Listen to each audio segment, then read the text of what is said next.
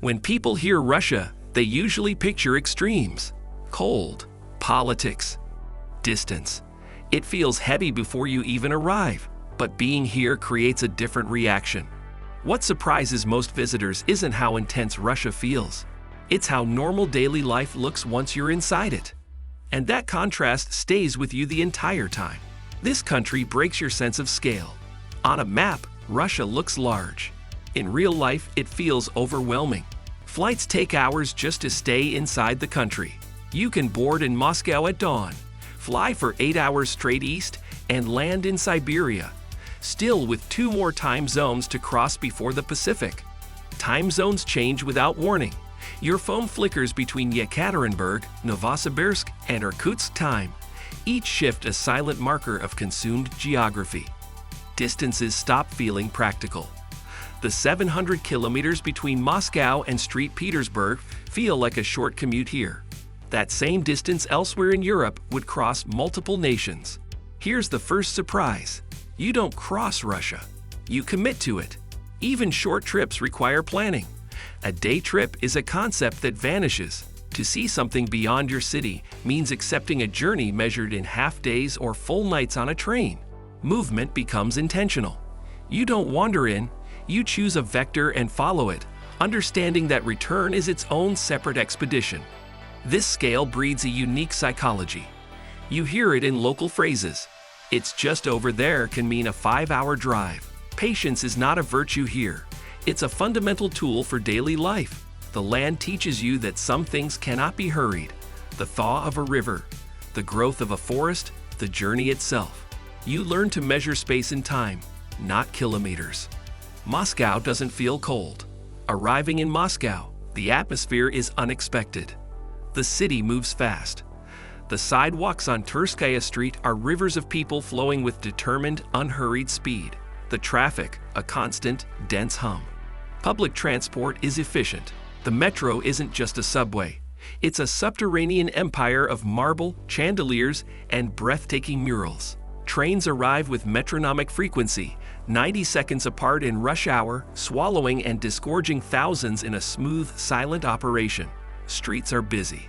Not with the chaotic bustle of some megacities, but with a purposeful, organized energy. There is an order to the crowd. Here's the shock. Moscow doesn't feel distant or frozen. It feels high energy and structured. People aren't rushing aimlessly. There is a destination in every stride. You see it in the focused gaze of commuters, in the seamless way crowds navigate vast spaces like the managed square or the glass-roofed arcade of Gum. That clarity changes the first impression immediately. The grandeur, the 7 Stalinist skyscrapers, the fortress walls of the Kremlin could feel imposing. But the efficiency and the visible competence of the city's daily life make it feel modern, functional, and oddly welcoming. A city built to be walked. In St. Petersburg, movement slows. Water divides neighborhoods. The city is a latticework of 42 islands, stitched together by 342 bridges. Your path is constantly bending toward a crossing, offering a new perspective from the middle of a canal. Streets feel wide. The main avenues, like Nevsky Prospect, are sweeping boulevards built for grand promenades, not just traffic. You walk more than expected, and you want to. Every turn reveals another hidden courtyard, another Baroque facade, another glimpse of a golden spire across the water. Here's what surprises visitors. This city wasn't designed around speed. It was designed around visibility. Landmarks line up. Stand on the Palace Bridge and see the Winter Palace, the Admiralty Spire, and St. Isaac's Cathedral create a perfect imperial tableau. The city is a series of framed vistas. Distances feel measured. The human scale is preserved.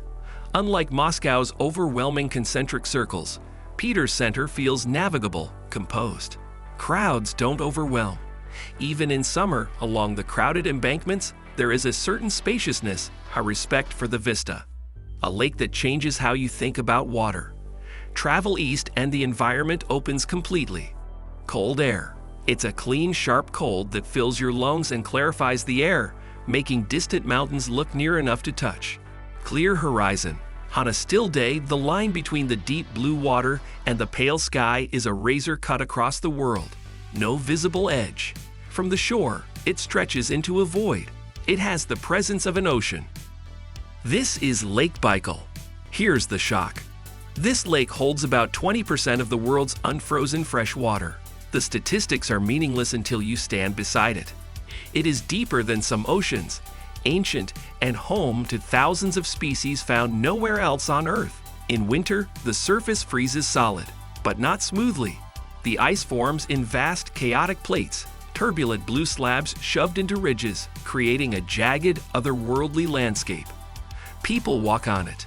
They set up ice fishing tents, play hockey, even cycle on cleared tracks. Cars drive across it, on official ice roads, marked by trimmed pine trees stuck into the ice, creating a surreal highway across a liquid turned solid. It doesn't feel like a lake. It feels like terrain. In March, the ice becomes so transparent it's like walking on glass over an abyss. You see cracks diving meters down, frozen methane bubbles like strings of pearls, and the unsettling, pure darkness beneath. The sound is a living thing. Deep booms and groans as the ice expands and contracts, the lake speaking. Locals revere it as a living spirit, Sviatoy Baikal, Holy Baikal. And then movement becomes the experience itself, the journey that never seems to end. The Trans-Siberian Railway isn't a shortcut.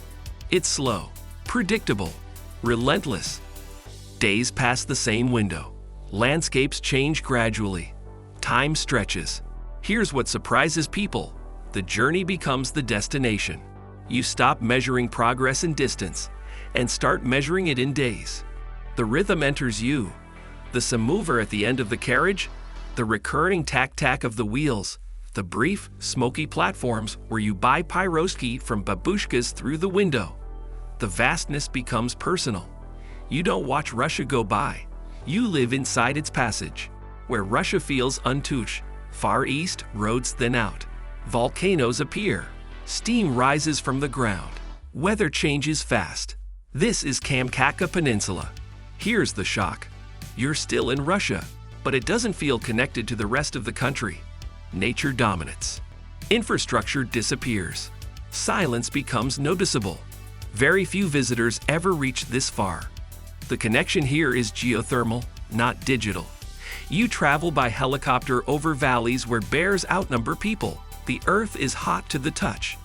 The sense of being in Russia remains, but it's stripped back to its elemental form: fire, ice, rock, and an immense swallowing sky. Why Russia feels reserved. People often describe Russia as closed or distant, but that's not what you experience day to day. Interactions are direct. Small talk is limited. Privacy is respected. Here's what surprises visitors. Once trust is established, warmth replaces distance. It just takes time. The initial formality isn't coldness, it's a boundary. It's the space before an invitation. This becomes clear in a dacha garden over shared food, in a home kitchen over tea, where conversation deepens suddenly. The respect for privacy is what makes the eventual hospitality meaningful. Many people arrive with fixed expectations. They look for intensity. They expect tension. They stay guarded. But Russia doesn't respond to that. If you slow down, observe routines, and let places unfold, the country feels more understandable than expected. The grand narratives fade into the background. What emerges is the quiet competence of a grandmother navigating the metro, the patient queue for fresh bread, the collective sigh of a city soaking in the first spring sun in a park. The real Russia isn't in the statement. It's in the daily, resilient, unremarkable rhythm. Russia isn't defined by one city or one image. It's scale, routine, patience. It doesn't explain itself quickly. It expects adjustment. If this video changed how you think about traveling in Russia, subscribe, because some places aren't meant to be understood instantly. They reveal themselves over time.